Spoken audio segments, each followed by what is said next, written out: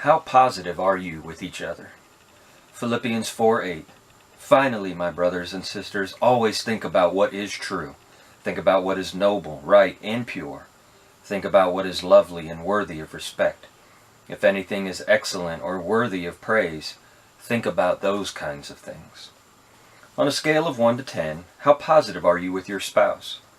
One of the most positive emails I've ever received on this question came from a wife who wrote, I felt God saying to me, I want you to imagine you are a giant highlighter, and I want you to highlight all the things that are honorable and true about your husband.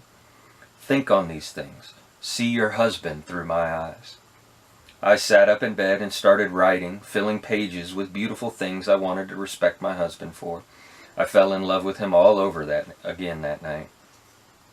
When I emailed her to ask permission to quote her, she commented that she loves to highlight key thoughts in books, and she believes God gave her the highlighter idea as a way to honor and respect her husband.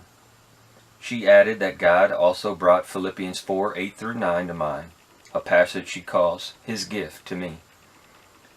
Philippians 4:8 is God's gift to all married couples. Read it right now, slowly and carefully. When Paul speaks of what is true, noble, right, pure, lovely, and worthy of respect, he is saying that through dependence on God, we can control what we think. We can put the negative out of our minds by setting our thoughts on the good, the positive. And don't miss verse 9. Paul invites us to put into practice what we have learned from him. Focusing on the positive is a discipline. It does not come naturally, but it can be done. It's up to us. It is our choice. True, some people are most positive by nature, while others are more likely to see the glass half empty. A friend told me how his wife, positive by nature, would get angry when he said anything negative, what he called being realistic. When she became terminally ill for a long period of time, he made a deliberate effort to stay positive in words and actions right up to the moment she died in his arms.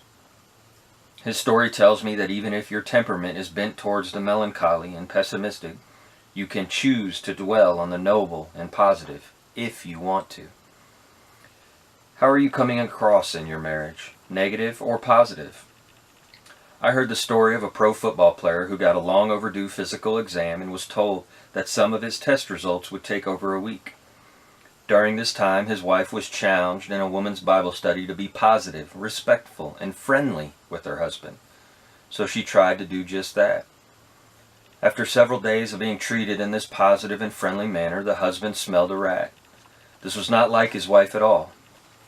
Okay, tell me, he said. The doctor talked to you and told you I have terminal illness. I'm going to die, right? He had concluded that she was being nice because he wouldn't be around much longer. As we discussed this story, Sarah commented, I don't think women realize how unfriendly they can become in the home. One of the greatest ways we can honor and respect our husbands is to continue to be the friend that we were when we first met. Sarah is right. Ironically, it is all too easy for stress, pressure, a shortage of money, and so on to cause us to be brusque, short-tempered, and less than friendly with the one we say we love. So coming back to my original question, on a scale of 1 to 10, how positive am I with my spouse? I can think of little things Sarah does that bug me, like clearing her throat, and she can think of things I do that bug her, like leaving wet towels lying around. Or we can think of things we like about each other. I can think of what is lovely and lovable in her, and she can think of what is worthy of respect in me. It is always our choice. It is always your choice too. Think about it. Thank the Lord for Paul's reminder list in Philippians 4:8. Ask Him for the discipline to apply this list to each other as you seek to always see your marriage glass half full and more. Try being giant highlighters this week and write down lists of what is true, noble, right, pure, lovely, and worthy of respect about each other. Then talk about what you see in each other that is excellent and praiseworthy.